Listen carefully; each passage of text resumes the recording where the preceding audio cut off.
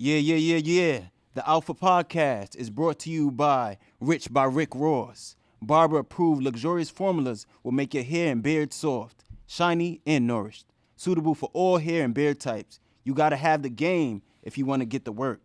Boss up, Rich by Rick Ross. Yeah. What's up, guys? We doing something different today. We doing something real different today. We got a great artist with us right now that goes by the name of Mr. BMAR in the building. Yo, nice to meet you, man. Nice to meet you, brother. Glad to be here, bro.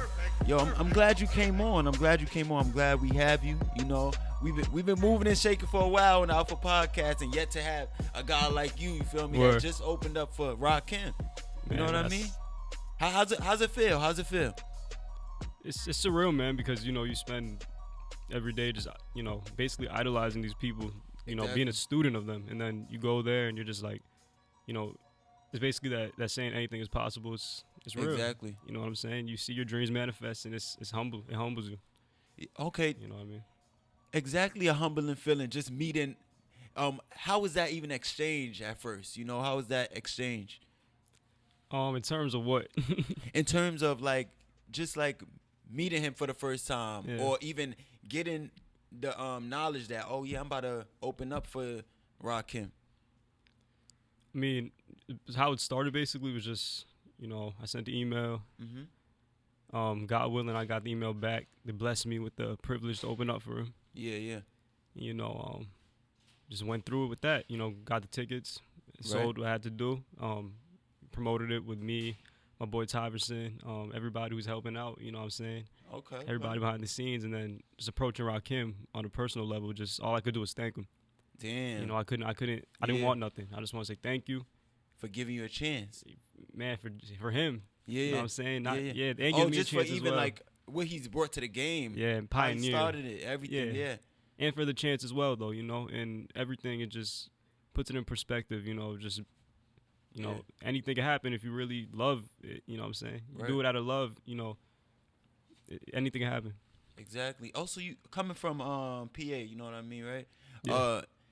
Talk about that. You got to perform in your.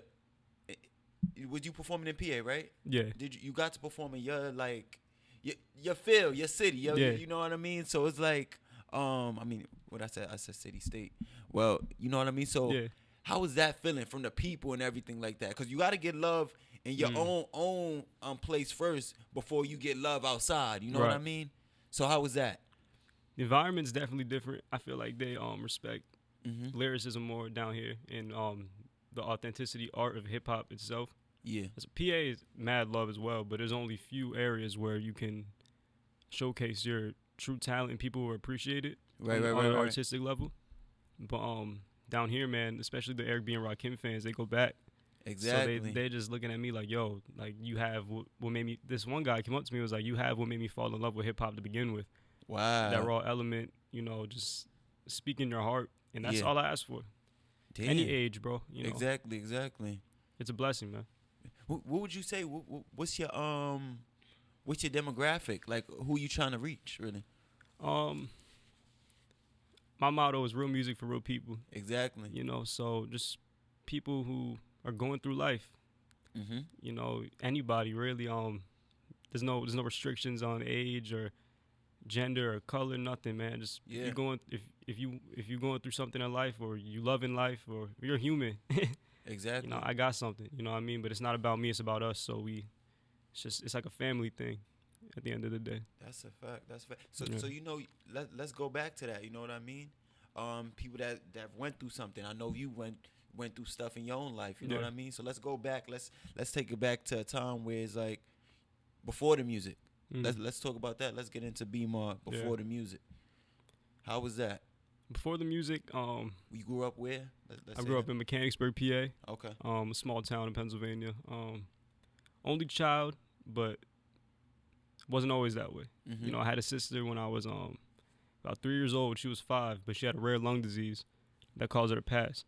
Yeah. So a lot of my inspiration, a lot of my drive, a lot of how I look at life today, just as a man, stems from that, because it's one of those weird things where I don't remember her discreetly because I wasn't wasn't old enough. Young. I was 3, yeah. So it's like I feel the spirit though, so I just live my life as in don't take any day for granted type thing. Mm-hmm.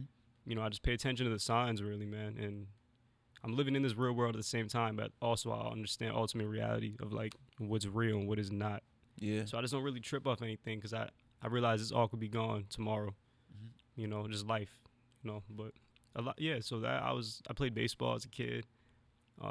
Real social, hyper kid, man. I just always loved music. Yeah. You know what I'm saying? My mom played Get Rich or Die Trying. I was like, what is that? Damn. You know what that I'm was saying? my movie right there.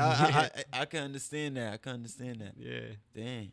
So it feels to me that you really know life is short, so you got to go get it. You know what I mean? Exactly. You see you even now, look how you going and look, you touching stages people dream of. You know what I mean? Yeah. So I definitely love that part about it. Talk about the environment you grew in PA. How was that?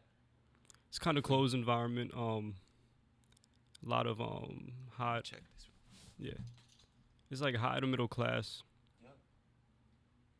You know, a lot of people just kind of stick to themselves. But so you kind of just like you either fit in or you be yourself and you don't care what anyone says. Mm-hmm. And that's what I chose to do. But a lot of people respected me because I was just being me and I didn't judge or I didn't, you know, put people in groups and stuff. So exactly, environment was pretty. You know, thank God I met people like Kai and Tyverson and people and yourself today. You know, people who are diverse and just love the creation of music and just love the culture and don't label anything. Exactly. Just do it for the love. You know, I can tell off this already. Like this is genuine. Yeah. You know what I mean? Thank you. So, thank you, man. And that's my thing. I always wanted to. I wanted this platform to definitely talk about the struggles that people have been through, and also to show how you got to where you've gotten today. Right. You know what I mean? And also building those relationships. You know, in this game, you got to build those relationships. So this is a way for me to connect with a lot of people, hear their stories. I love to know a lot of things. Just about most definitely. People has different pathways in life. You know what I mean? And it's crazy how we intertwine and come together at one point. You know what I mean? So that's definitely a dope feeling. So let's get into you now coming into doing your music. What was the drive? What was there? What was the mindset over there when you was like at that point where you was like, oh nah, I'm gonna start rapping? Yeah. At first it started off, you know, for fun, and I still do it for fun. You know, I still be doing it. You know, if I wasn't never getting paid, I'll do this forever. Started off as fun in high school. You know, just loved it. It's funny. I used to skateboard, and I got injured skateboarding, and I was off for like 2 months. And ironically, I got my laptop the same day. I ordered it to edit my skate videos. Yeah. But I couldn't skate, so I had nothing to edit. And I found GarageBand, and I was like, "You can make beats on here." And I made a beat, and I always liked rap. And I was like, "I'm gonna just mess around and write something." I rapped it for my cousin. He was like, "Bro, that joint was kind of tough." And I was like, it just started out like that, and I was like, "Let me just make."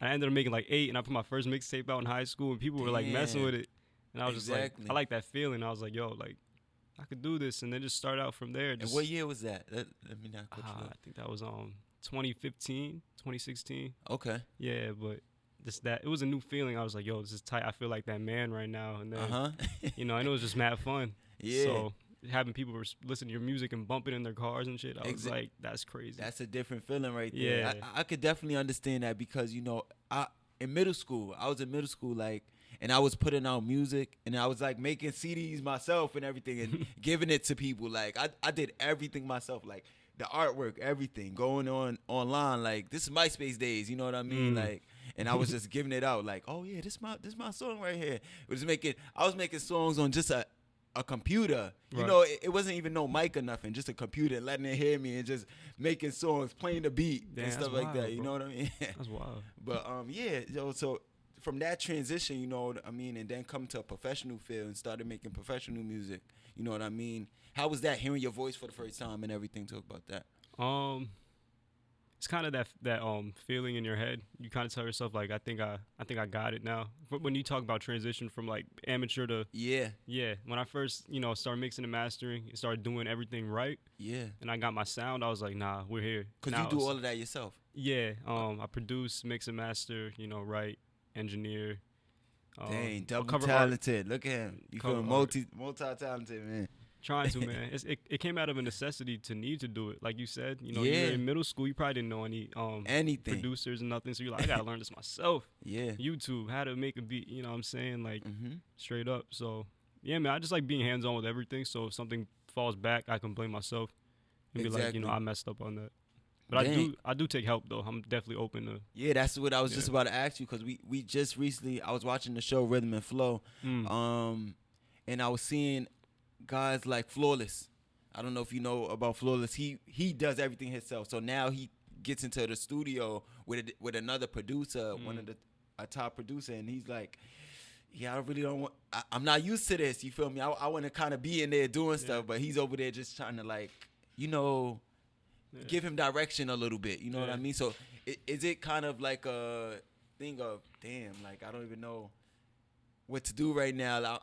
I want to take control of this here. You know what I mean? It's actually not, bro. Surprisingly. Okay, that's good. That's good. Yeah, I would think that though, because I'm very OCD and like specific. Perfectionist. With my, bro. And but if someone gives me that feeling, they bring it, and I don't need to touch it. Okay, cool. Just put the file on. Let's make something. I don't need to do nothing. You know, it's a feeling. I don't look at like, oh, the snare needs to be like. If it's there perfectly for me, I'm like, word, let's go. You know, let's lock in. But you're not afraid to even like add your input, like, oh wait, actually no, I don't want that right there. Most definitely not. I'll tell them, yo, we should, you know, because it's our song art at the end of the day. Yeah, you know, that's the beauty of it though. Producer and artist, you come together and you make something new. Exactly. So yeah, it's just you can't take it personal. It's like we're doing the best we can to make the art the best. So if feelings get involved, it's kind of like it's something different. Yeah. You know what I mean? No, that's a fact. I could definitely understand that. Yeah. So I want to talk about now, what was the first record you made? Let's get into that. The first record you made that you was just like, dang, this is hard. And the people loved it. You know what I mean? Like, let's start with that one. That you felt like, oh, this is definitely got a good reaction from the people. Surprisingly, it was a song from last year called No Pride. No Pride. And the video we dropped with it went, they kind of good for me numbers-wise. Got a couple thousand views on YouTube, and that was when I kind of stepped into my own new niche, like my own lane. Yeah. So once I did that, you know, people were like, oh, you know, like make more stuff like that. And exactly. I was like, all right, cool. I know what they gravitate towards now. Just lyrics and, you know, that beat. And but yeah, No Pride, man, definitely. That's on Spotify, Apple Music, all that. Definitely go get it. Yeah, that's the one that opened doors up for me. Yeah. It made me realize what I can keep doing. Yeah. Is that the one you sent over to Rakim or? Yeah, it was. I performed it last night. Yeah. Yeah. Dang. Okay, so I actually got some of the performances for the people to definitely see. I hit some of your inspirations, just like me, is one of them I would say is 50 Cent. 50 Cent, man. Like just even talking about Get Rich Die Trying before. Yo, 50 Cent really did it for me. Made me want to become a rapper. Like, seeing him, and I was just like, dang, Wangster. You know, all of that. Candy Shop, all that. Now, even before the mainstream success, is just even those songs where, you know, he's talking about everybody. I forgot what song was that one, where he was just talking about all of the rappers and just like naming them and coming at them. Like, you see how he even came into the game. About, you know what I mean? I forgot what it's called. You know what it's called? One of the 50 Cent records where he was just talking about all the rappers that was in the game right now. Like, what he's going to do to them and shit like that. You know what I mean? I forgot it, bro. I know what you're talking about. Yeah, like, but, yo, 50 Cent was just that guy. Just how he came in and just dominated the industry and everything like that. That was just a big move that was like, yo, lit. You know what I mean? Yeah, he definitely put the battery in my back, bro, to, like, want to do this. Yeah. Also, Kanye West. Kanye, man, that's my inspiration, bro. Exactly. So yeah. So talk about, we see Kanye now, and I know you fell in love with the Kanye, you know, that the time when he was making the college music, you know, the college dropout. You know what I mean? Dropout, all of that. You know what I mean? So coming from that time and seeing who he is now, how you feel about it? I respect it. I may not agree with it all the time, but I respect it. And here's why: because he's not lying. Anytime he's coming out and doing something, it's honest. And as a man, I gotta respect that. I may not agree with it, but again, he's an entertainer, and I don't know him. So if I was his boy, you know, maybe I'd be like, We got a call. It's probably Kanye West trying to contact me. Yeah. Come on, Kanye, holla at us. My bad about that, bro. No, you good. But yeah, I just respect it because it's always real and genuine every time, and he's not gonna beat around the bush. He's always gonna tell you how he feels, regardless of the world's against him. Exactly. Regardless of y'all liking him, it's Kanye. And what do people do at the end of the day? They buy his albums. Mm-hmm. So it's like you can't take away the artistry. So it's like a selling thing too. It is a marketing helps scheme. To sell. Yeah. But I'm proud of him. His new music though, Jesus is King. Yeah, I like that. Did you like it? I like it though. It's good music. I got definitely listening to him more though, but it's a good album though.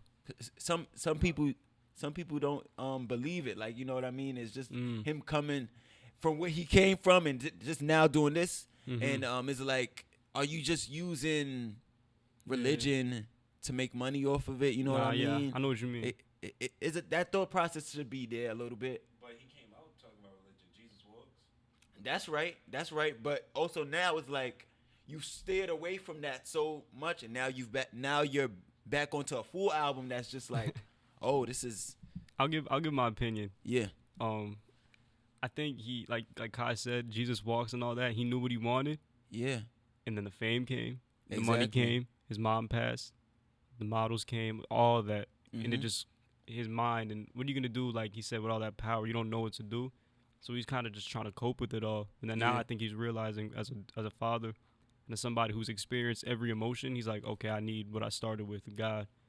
That's my opinion, but at the same time, I can be completely wrong. This could be for, ticket sales. This could be for anything. So you never know. But that's the beauty. We will never know. So it's like, why judge them? That's how I move. Just love everybody because you never know. Yeah. You know what I'm saying? Like who are we to judge? That's a fact. That's a fact. You know what I mean? You feel we leave that up to God, man. Yeah. But okay, let's move on. Where's your family from? What's your background? Puerto Rican. You Puerto Rican? Yeah. Oh, okay. Yeah. Puerto Rican coming out of PA. You know, in the Bronx, we have a lot of Hispanics and Puerto Rican, Dominicans. You know what I mean? That's my parents are from. My mom's from the Bronx and my dad's from Manhattan. Wow. But they moved to PA and had me. See, here. That's lit. You feel me? Yeah. Okay, you got a little Bronx in you. Heard you. Word up. Okay, so coming from that background too, you know, that's another thing that adds to your music. You know what I mean? You dealing with a Hispanic feel. So you got people like Mark Anthony and all those other stuff that they added to the culture a little bit too. Big Pun. Yeah, Big Pun. You know exactly. Yeah, bro. Talking about people in hip hop now that's been Fat Joe and everything coming from the Bronx. How have those people impacted you? And do you add a little bit of that feel into your music a little bit? Because probably growing up, you probably heard that a little bit. Right. My uncle used to rap when I was about 5 years old. Okay. He was always bumping Terror Squad and Big Pun. Yeah. So I think that naturally just like morphed into my aesthetic and style. Yep. I don't think it was a conscious thing though. I think I just, like my music is basically what I listen to. But in a big melting pot of all my favorite inspirations and artists, and then it comes out being my own recipe. Yeah. So I think all that played a factor unconsciously. And then, so definitely all of that, the groove, the Spanish groove, all that, the salsa music. Yeah, exactly. I got that feel, you know what I'm saying? So you got a little rhythm in you, got a little move, you can move a little something. I don't know. Oh yeah. Haven't tried that Facts, yet. Right.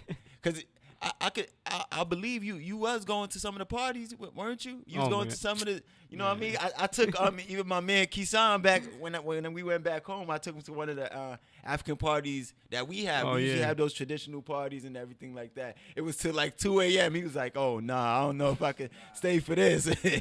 You know what I mean? So just coming from your background, just being involved in that, you know what I mean? You still also family oriented, right? Right. Yeah. Right. Yeah. Real close.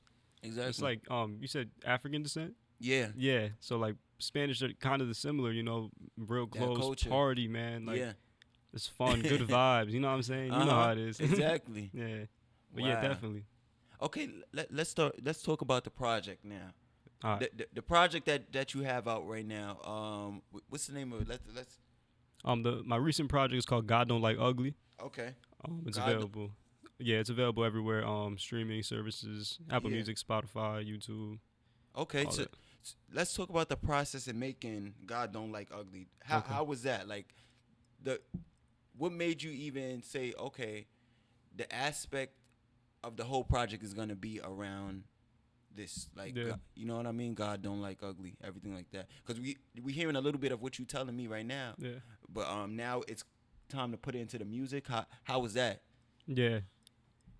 Really, just it's funny how life and music intertwine so seamlessly, bro. Yeah. Like, because I see it from even your mindset. You know what I mean? Yeah. So now adding that to the music, you know. I try to live my art. Yeah. So with like you were saying, like you were asking, the process of making it was just living and digging deep, asking myself questions. Mm-hmm. Yo, what caused me to be like this? You know, why do I feel like this? Okay, let me make a song about it. Yeah.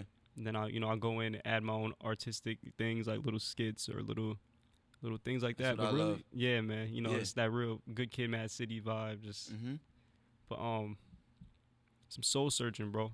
Exactly. Being a human, and I think the music comes out after, because if you're going in there and you're trying to force it, like Hov said, if you force music, it's not gonna come out good. So just really soul searching, man, and living. That's how I approach all my songs, bro. And that doesn't necessarily mean every song has to be mad serious. Yeah. It just means how am I feeling right now. Yeah. I feel like turning up. Okay, let's make something hype. If I'm feeling low, let me express myself. So it's just therapeutic, really. And even like the cover, just from me seeing the cover of it, use that like what they call the burial site. Yeah. You know what I mean? Like, that was that's my sister's grave that I was mentioning to you about. Wow. Yeah. So what made you want to put that as the cover of it? Lots of reasons. One, I wanted to pay ultimate respect. Yeah. Also, if you listen to the project, the intro, the storyline, basically I'm driving down. This is what I could have been. It's like a movie. Yeah. It's like a movie that didn't happen, basically. If I chose to go down that road, the ugly road, basically. Yeah. So I'm driving down the street where her grave is at. I'm drinking, I'm drunk, and I crash and I hit a truck. And then basically the whole album goes into that, what it was. Then the last track, No One Could Love You More, is what I realized what I needed to do, which was see the light that was in me the whole time. And then before that crash happens again, you hear the video footage stop before the crash happens. So it's like I'm watching over it like this is not what's going to happen. I'm going to live it right. So this is basically none of this happened. Wow. But internally it happened. Yeah. But this is the byproduct of what could have happened if I didn't listen to my intuition into God. Right. You know what I mean? Yo, life is short, man. I like that. I like that. It kind of is a movie feel for me. You know what I mean? Yeah.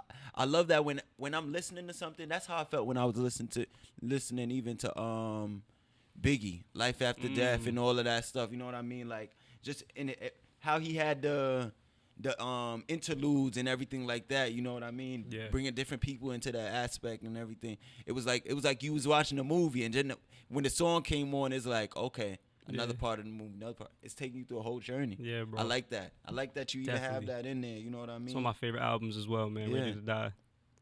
Ready to Die. You feel me? Yeah. Yo, I was like, this. I was like, I wish I was in this era right here. You know what I mean? Like, and then watching the movie, even though, from what Little Kim says, a lot of it is not true, but I just loved it. And it just made me fall in love with them more as just. Not even only characters, people, you know what I mean? Exactly. Like, wow, it takes you into their life. Yeah. You know what I mean? Well, and then just me talking about that, how would your life play out on screen? If you had to make a movie about your life, how would that be? You know what I mean? Because I know it's different levels, different aspects to it. Part 1, part 2, part 3, you know what I mean? If I could pick a title, yeah, probably be like the determined introvert, bro. The determined introvert. Not by choice, though. A lot of people, like, they either take, which is fine, but they'll take my kindness for weakness, or they'll see I'm on some different stuff and they'll just kind of refrain. Yeah. And I'm one of those people where, like, I try to be honest with somebody for the better of themselves. Right. So, a lot of people in my life, a lot of my family, bro, are just like, they show love, but it's not always that case. And I just be trying to tell them, drop the ego, look at the bigger picture. It's way bigger than fighting with people. Yeah. So my life is it's beautiful, man. My life is amazing. But exactly. There's definitely some hardships. Yeah. And it's that's what defines you, though. Yeah. That's what made me the man I am today. Yeah. Definitely builds it. Man. It builds the character.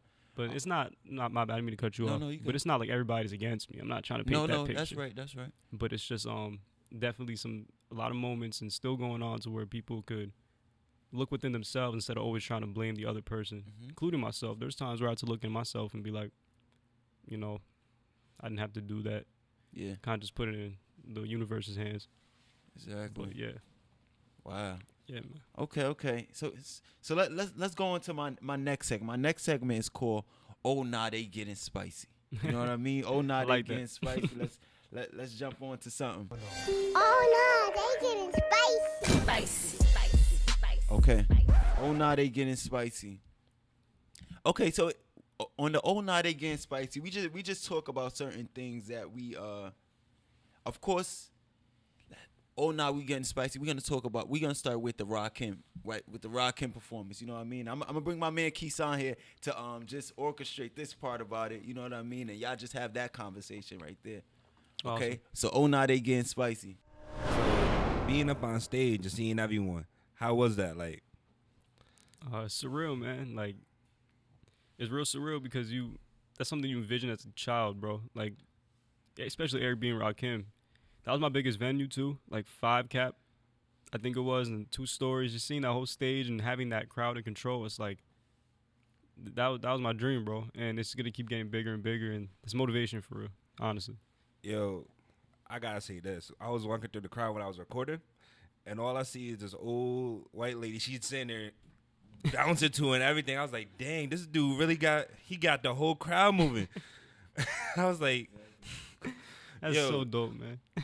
Like, sometimes you sit back and listen to music and you see how it moves other people. How do you feel off of that? That's everything, bro. That's it.